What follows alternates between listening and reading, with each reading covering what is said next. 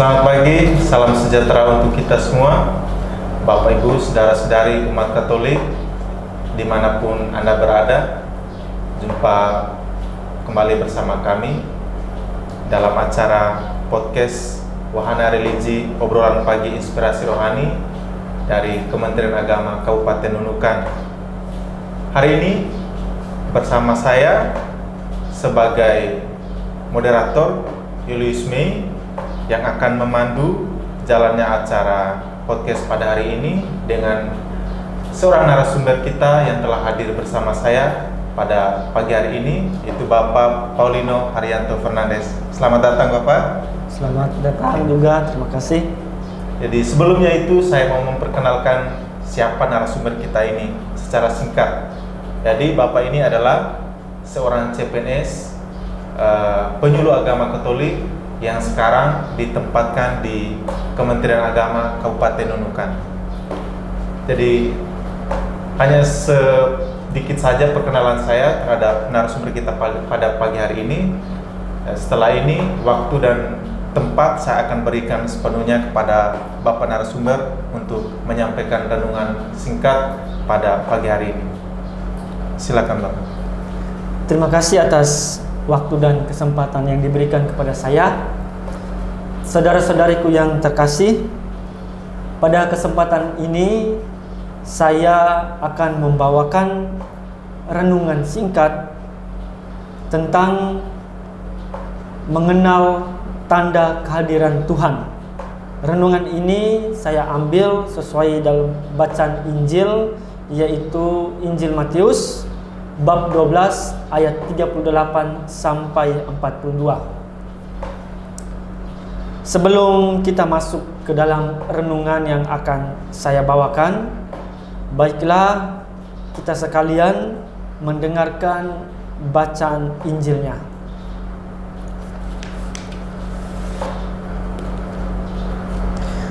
Semoga Tuhan beserta kita sekarang dan selama-lamanya.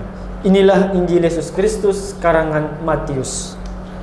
Dimuliakanlah Tuhan.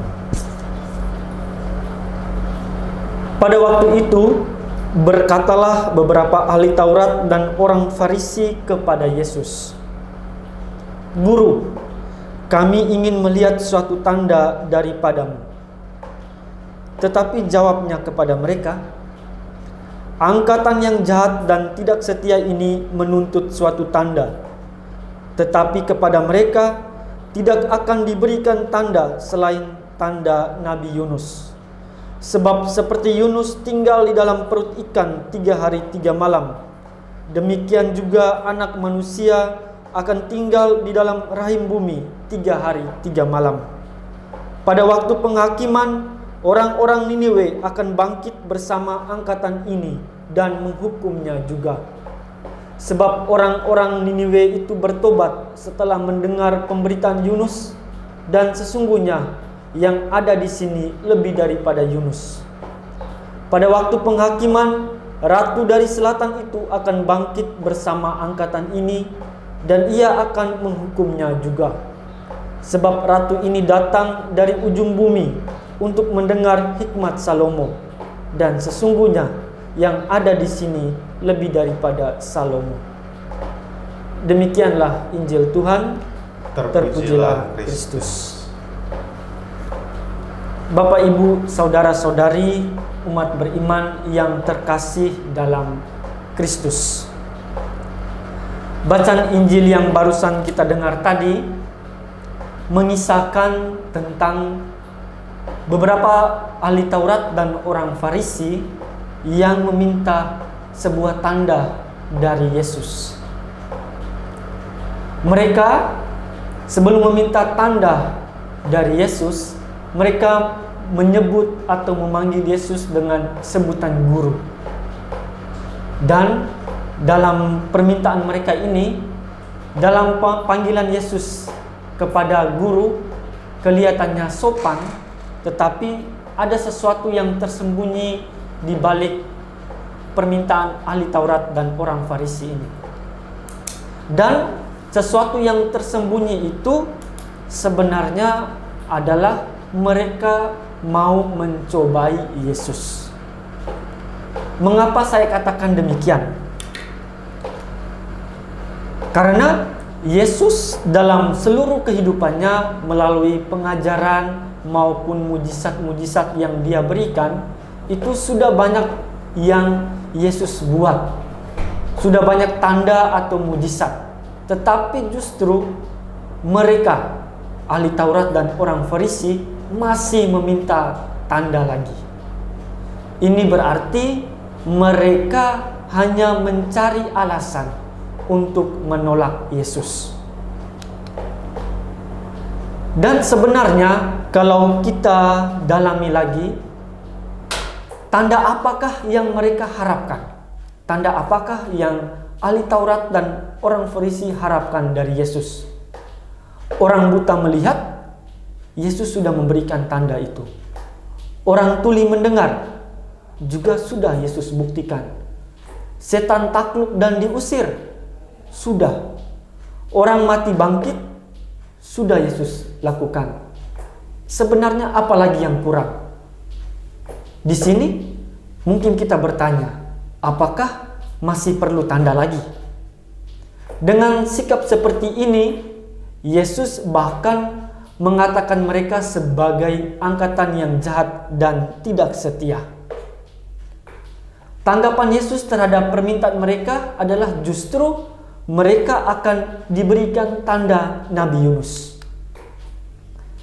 Saudara-saudariku yang terkasih dalam Kristus, bagi kita orang Katolik, tentu berbicara tentang Nabi Yunus, satu kisah yang kita kenal dengan baik adalah Yunus ditelan oleh ikan paus, dan dia tinggal dalam perut ikan selama 3 hari 3 malam. Dan adapun alasan kenapa Yunus dihukum selama 3 hari 3 malam di dalam perut ikan, karena Yunus mengingkari panggilan Tuhan sehingga ia dihukum Tuhan. Ini kita dapat lihat dalam kitab Nabi Yunus bab 1 ayat 1 sampai 17. Hubungan dengan orang Farisi dan ahli Taurat tersebut dengan tanda Yunus adalah bahwa tanda penghakiman yang menuntut respon pertobatan dengan segera.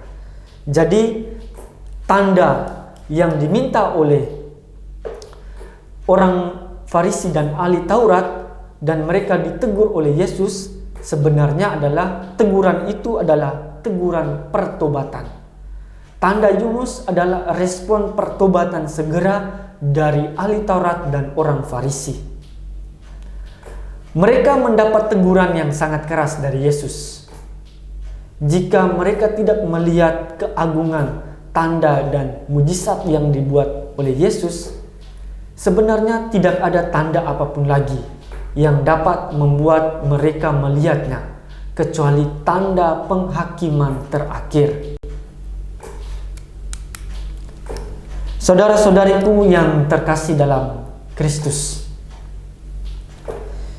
dalam hidup kita, sejak kita lahir hingga saat ini, tentu kita mengalami berbagai tanda. Ada banyak tanda dalam hidup kita. Misalnya tanda-tanda alam. Contoh, mendung mungkin akan datang atau turunnya hujan. Atau cuaca panas berkepanjangan mungkin menandakan musim kemarau sedang terjadi.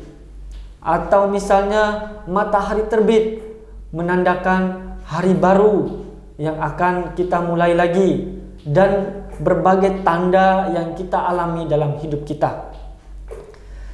Namun sejauh pengalaman iman hingga saat ini, saya yakin kita mengalami apa yang namanya tanda-tanda iman.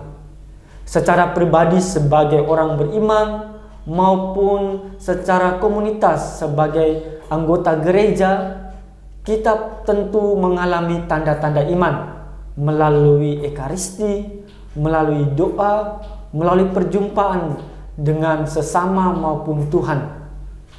Dan bagi kita orang beriman, tanda iman ini diartikan sebagai tanda kehadiran Tuhan. kita percaya bahwa tanda iman itu adalah tanda kehadiran Tuhan.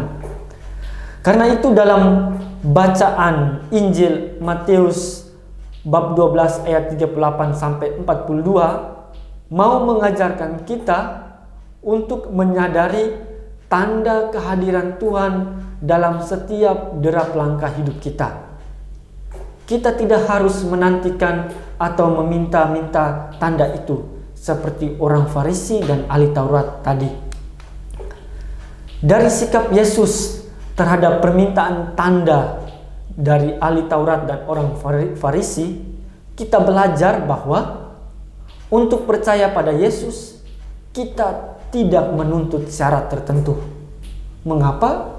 Karena ketika kita menuntut tanda atau bukti atau syarat tertentu, berarti kepercayaan kita kepada Yesus itu harus ada syarat.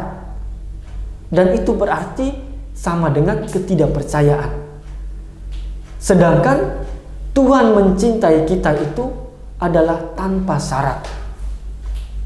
Dan karya atau tanda Tuhan itu tidak dibatasi oleh berbagai syarat, tidak dibatasi oleh berbagai konsep yang kita bangun dalam diri kita. Saudara-saudariku yang terkasih, kita harus mampu mengenal tanda kehadiran Tuhan dalam hidup kita yang dapat kita temukan dalam kehidupan dengan sesama, dengan alam lingkungan, bahkan dalam diri kita sendiri. Tanda yang kita temukan pada alam lingkungan, misalnya ketika hari baru matahari terbit, itu berarti tanda kehadiran Tuhan. Tuhan memberi kita kehidupan yang baru di hari yang baru. Atau melalui tegur sapa, senyuman dari sesama, uluran tangan dari berbagai orang, tutur kata yang penuh kasih, itu juga merupakan tanda kehadiran Tuhan. Karena itu, kita tidak perlu mencari jauh-jauh tanda kehadiran Tuhan. Bisa saja orang di samping kita, senyumannya adalah bukti bahwa Tuhan hadir dan Tuhan memberi tanda kepada kita. Dan yang paling agung adalah tanda dari Tuhan, yaitu rela menyerahkan nyawanya, di mana Yesus sendiri menyerahkan nyawanya di salib. Itu merupakan tanda dari Tuhan dalam hidup kita. Saudara-saudariku yang terkasih, semoga renungan singkat ini di bawah tema mengenal tanda kehadiran Tuhan memampukan kita untuk semakin peka, untuk semakin sadar bahwa Tuhan itu hadir dalam diri kita, melalui sesama kita, dan juga alam ciptaannya. Semoga amin. Baik, terima kasih kepada Bapak narasumber kita, Bapak Paulino Haryanto Fernandes, yang sudah membawakan kita ke dalam renungan yang begitu mendalam pada pagi hari mengenai tanda kehadiran Tuhan. Dan Bapak Ibu saudara-saudari sekalian yang dikasihi oleh Tuhan kita Yesus Kristus, semoga melalui renungan yang dibawakan oleh Bapak narasumber pada pagi hari ini menggugah hati kita untuk lebih memahami tanda-tanda kehadiran Tuhan lewat kegiatan-kegiatan kita dalam keseharian, lewat lingkungan sosial, dan seperti yang sudah ditegaskan lewat tanda-tanda alam. Semua kita lebih peka untuk menyadari kehadiran Tuhan dalam kehidupan kita sehari-hari. Saya selaku moderator pada pagi hari ini dan juga Bapak Paulino memohon maaf apabila ada kekurangan dalam penyampaian renungan kami pada pagi hari ini, dan kami mohon kiranya Bapak Ibu saudara-saudari sekalian tetap mendukung kami dan memantau kami dalam acara di hari-hari selanjutnya. Tetap mendukung kami dalam channel YouTube Kementerian Agama Kabupaten Nunukan. Jangan lupa untuk like, komen, dan share kepada teman-teman atau komunitas Bapak Ibu sekalian. Kami pamit undur diri, selamat pagi, Tuhan Yesus memberkati.